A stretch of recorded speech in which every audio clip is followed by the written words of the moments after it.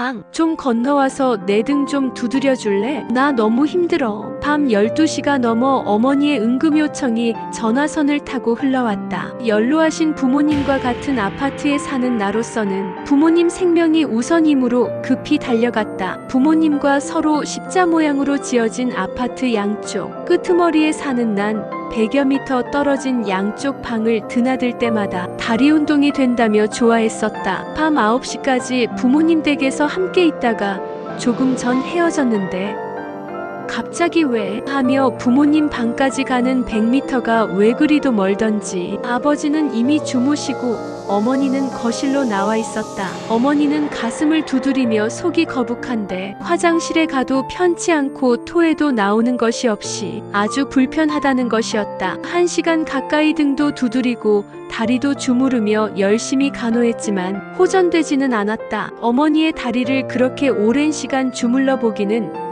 60평생에 처음이었다. 또한 어머니의 다리통을 그렇게 자세히 보기도 처음이었다. 함경북도 맨 북단 아우지 지역에 살다가 1945년 해방을 맞으며 서울 종로구로 이사오신 어머니는 국민학교 3학년에 편입되었다. 하지만 함경도 사투리 때문에 놀림받는 것이 싫어 학교를 안 가겠다고 아버지께 떼를 쓴 적도 있었단다. 그래도 어머니는 곧 자연스레 서울과 학교 생활에 적응되며 사투리는 집에서만 쓰게 되었다고 한다. 그런데 작은 체구에도 체육 시간에 달리기 잘하는 어머니를 체육 선생님이 육상부로 추천했고 그때부터 어머니의 육상 선수 생활이 시작되었다. 어머니는 6년제 중고교도 체육 특기생으로 들어간 것 같다고 하셨다. 그래서 그런지 몰라도 어머니의 다리통은 그 연세에 비해 통통하고 예뻤다. 어머니의 다리를 주무르며 90이 다 되도록 어머니 몸을 지켜준 하나님과 변함없이 지지해주는 튼튼한 다리에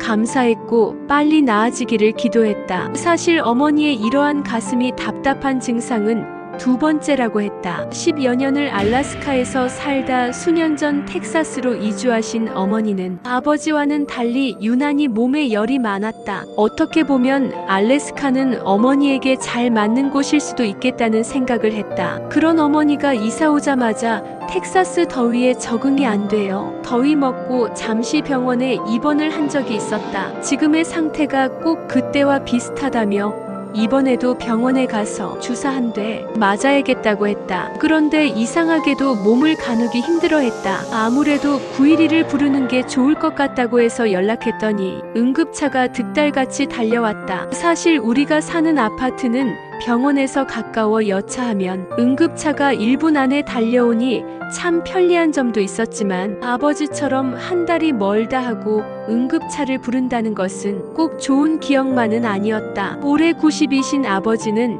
2019년도에 조금 과장해서 한 달이 멀다 하고 응급차를 불렀다고 어머니께 들었다. 아버지 때문에 회사에서 일하다 달려와야 했던 형님의 고통도 꽤 컸으리라. 20년 전 9.11이 터지던 날 중풍으로 큰 수술을 마치고 병실에 입원해 있던 아버지가 TV 중계를 보며 놀라 미국을 위하여 눈물을 흘리며 기도하시던 모습이 기억난다. 아버지는 그날 이후 몇 번 풍을 더 맞으면서도 상태는 조금씩 호전되었지만 한쪽 다리는 여전히 불편해 자주 넘어지곤 했다. 그리고 2019년 12월 크리스마스 이브 날 워커에 의지하여 마트 약국 가던 길에 뺑소니 차 사고까지 당해 정신을 잃고 길 바닥에 나 뒹굴었는데 다행히 마트에 장 보러 오셨던 같은 아파트 흑인 할머니가 아버지를 알아보고 911에 전화해 응급실로 실려갔던 일도 있었다. 팬데믹이 온 세상을 휩쓸던 2020년도에는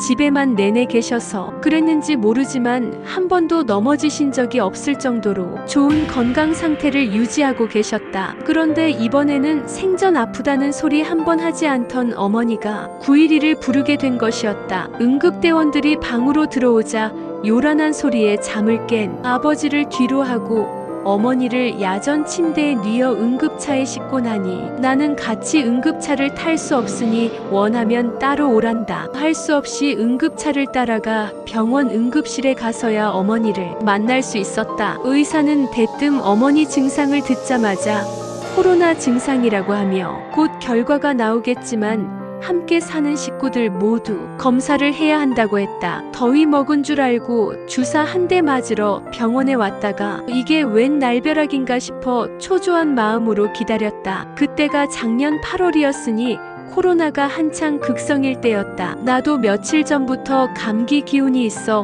목이 따끔따끔하여 감기약 먹으며 버티고 있었는데 나도 코로나 증상인가 싶어 불안하기도 했다. 얼마나 기다렸을까. 의사가 하는 말이 결과가 나왔는데 어머니가 코로나 양성 반응이라는 것이었다. 따라서 2주간 자가격리를 해야 하며 같이 있는 식구들도 검사를 하고 각각 다른 방을 써야 하고 만나 이야기하는 것도 안 되며 식사도 함께 하지 말라는 것이었다. 어디 그게 전부이겠는가. 2차, 3차 감염자가 생길 수 있으므로 우리와 접촉했던 모든 사람이 다 검사를 받아야 하는 상황이 그려졌다. 이에 따른 민폐 또한 적지 않은 것이었기에 코로나에 걸렸다는 말을 듣는 순간 수많은 생각이 머리를 스쳤다. 어머니는 주사를 맞고 난 후 몇 시간 만에 의사도 놀랄 만큼 완전히 회복되었고 몸에 아무런 증상이 없는데 왜 코로나에 걸렸다고 하는지 모르겠다며 믿을 수 없다는 표정을 지었다. 아무튼 잠재적 보균자가 된 아버지와 난 마침 회사에서 보내준 클리닉 테크니션을 통해 검사를 받았고 며칠 후 결과는 우리 모두 양성 반응으로 나왔다. 회사는 회사대로 비상이 걸렸고 우리는 우리대로 지옥 아닌 지옥 생활이 시작되는 순간이었다. 다행히 회사분들은 모두 음성이었다. 그 당시만 해도 무증상 감염자라는 단어를 잘 안 쓰던 때라서인지 아버지는 아무 증상이 없는데도 양성 반응이 나왔다고 하니 이해가 되지 않았고 나 또한 가벼운 목감기 증상 외에는 아무 증상이 없는데도 양성이라니 답답했지만 일단 방역 수칙을 따라야 하는 것이 가장 힘든 일이었다. 아버지는 특별히 접촉하는 분도 없고 방 안에서 조용히 지내는 분이므로 평소대로 지내면 되지만 어머니는 활동적인 분이고 외출도 자주 하곤 했었는데 이웃조차도 못 만나고 거실에서 하루 종일 혼자 계셔야 한다는 것이 어머니에게는 도저히 받아들일 수 없는 상황이셨던 것이었다. 20대 초반에 시집 오셔서 90이 다 되도록 평생 살림만 해오셨던 어머니는 아버지 식사, 새끼를 포함하여 가까운 식구들에게 나눠주기 위해 요리든 김치든 뭐든 부지런히 만들며 움직여야 하는 분이었다. 어머니가 중학교에 입학했을 때 당시 교장 선생님을 통해 가사 시간에 보고 배운 것들을 지금도 일상에 적용하신다고 하셨다. 당시 여학교 가사실 벽장에 빼곡히 전시해 놓은 총 1000연색의 수입품 그릇과 컵 등 주방 기구들을 보며 당시 교장 선생님의 선견지명에 놀랐었다는 어머니는 요리를 만들 때도 맛은 20%, 비주얼의 80%를 두어야 한다는 당시 배운 진리를 지금도 기억하고 있다며 식사를 준비할 때마다 매 끼니 다른 반찬을 내놓는 창조성까지 터득한 분이셨다. 게다가 손뜨개질로 설거지용 수세미와 마스크를 예쁘게 만들어 주변 사람들의 관심과 부러움을 사기도 하셨던 분이었다. 이렇게 무언가를 계속해야 하는 그런 분이 집안에 가만히 계셔야 한다는 것은 바로 창살 없는 감옥이었으리라 생각한다. 그런데 그 불똥이 내게 튀었다. 난 혼자 있기 싫어. 사람이 같이 있으면서 대화도 하고 그래야지. 아무리 코로나라고 하지만 어떻게 하루 종일 혼자만 있어. 아버지는 방에 혼자 계시는 것을 좋아하니 그렇다 치고 난 뭐야. 난 혼자 있으면 더 불안해서 오히려 이게 더 위험해. 그랬다. 아버지라도 어머니와 함께 시간을 같이 보내주셨으면 좋으련만 두 분은 생활 영역이나 시간대가 다른 분이셨다. 오후 5시면 잠자리에 드시고 새벽 일찍 깨셔서 혼자 유튜브로 예배 드리시고 성경 읽으시고 기도하시는 아버지는 그런 생활에 익숙해지셔서 그런지 식사 시간과 급할 때 외에는 유튜브에만 집중해 계셨다. 보통의 어르신들이 다 겪으셨듯이 일제시대와 6.25를 거친 세대이지만 우울한 유년 시절을 일본에서 보내고 해방과 함께 귀국하여 대학을 준비하다 6.25라는 전란을 통해 인생의 고비를 몇 번 넘기면서 정형화된 자신만의 세계에서 벗어나길 원치 않으시는 것 같았다. 코로나에 걸린 어머니는 나를 가만두지 않았다. 어떤 이유와 핑계를 대서라도 나를 어머니 방으로 건너오게 했다. 아무리 원칙과 상황을 설명해도 어머니에게는 통하지 않았다. 사실 어머니는 평생 함경도 또순이로 억척스럽게 살아오신 분이기도 하지만 밤과 어둠을 무서워하는 연약한 소녀 같은 분이기도 하다. 2019년도에 아버지가 며칠 병원에 입원해 있는 동안에도 어머니는 혼자 방에서 주무시기 무섭다며 피곤한 형님을 굳이 불렀다는 얘길 나중에 들었다. 그때까지 난 어머니가 그런 분인 줄 몰랐다. 이런 어머니의 모습을 보고 어머니도 연약한 한 여성이라는 사실을 난 제대로 깨달았다. 겉으론 내색 안 하셨지만 속으론 얼마나 힘든 인생을 걸어오셨을까 생각하니 난 자식으로서 어머니에 대해 무얼 알고 있으며 이제까지 무얼 했는가 하는 자책감이 밀려와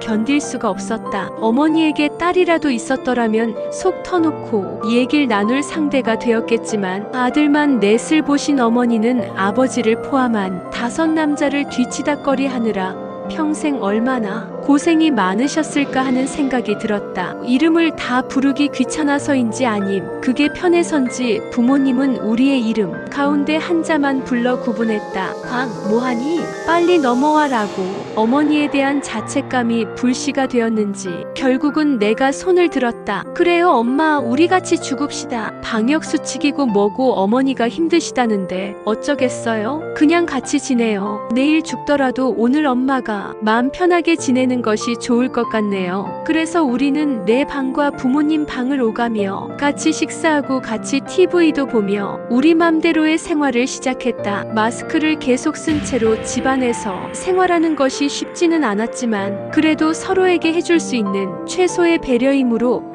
마스크 착용은 열심히 했다. 회사와 아파트에는 미안했지만 사실 어디 아픈 증상도 없으니 마스크를 쓰고 생활하며 다른 사람만 접촉하지 않으면 시간이 지나면 자연스럽게 음성으로 판정날 것으로 생각했다. 코로나로 인해 꼼짝없이 병원 신세를 지고 있는 분들은 얼마나 힘든 시간을 보내고 있을까 걱정도 많이 되었지만 그런 분들에 비하면 우린 아무것도 아니라는 위로감도 들었다. 감사하게도 회사에서 계속 음식을 가져다 주어 식사에 별 어려움은 없었지만 음식을 받을 때마다 어머니는 영화 배너가 생각난다고 하셨다. 문둥병에 걸린 어머니와 여동생이 나환자촌 동굴 앞에서 음식 픽업하는 장면을 떠올리시는 것이었다. 이건 사람 사는 모습이 아니라고 하시지만 상황이 상황이니만큼 어쩔 수 없었다. 6.25 직후에도 계속 통역장교로 군 생활을 하고 계셨던 아버지와 결혼하신 어머니는 그 당시 데이트 장소는 영화관 뿐이었다며 외국 영화를 많이 봐서 그런지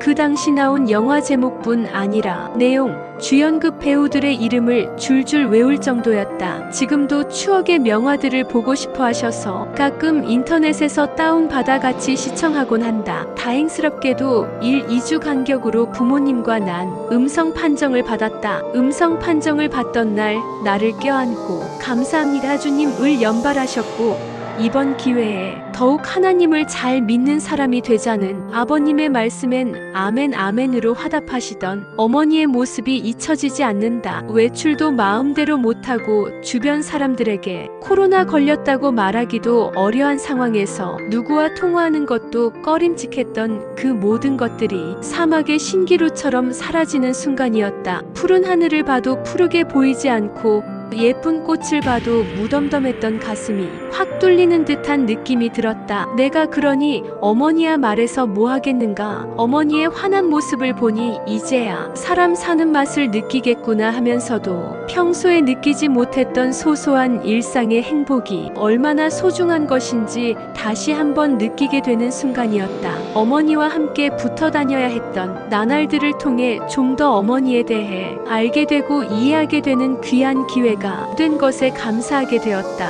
100세 시대를 맞아 인생 산막을 시작하신 어머니는 이미 백신 주사를 3번 모두 맞은 상태이고 그 어느 때보다 강건한 모습으로 지내고 있다. 그리고 지금도 코로나 때문에 홍역을 치르고 있는 전 세계 모든 의료진들과 환자들을 TV를 통해 보시며 안타까워하신다. 겪어보니 남의 일이 아닌 내 일처럼 느껴지는 것이리라. 그래도 우리에겐 희망이 있지 않은가? 언젠가 소소한 일상으로 다시 돌아갈 날이 있다는 희망이 전에는 당연시 여겼던 그 소소한 일상의 행복이 이젠 남다르게 느껴질 것으로 난 확신한다.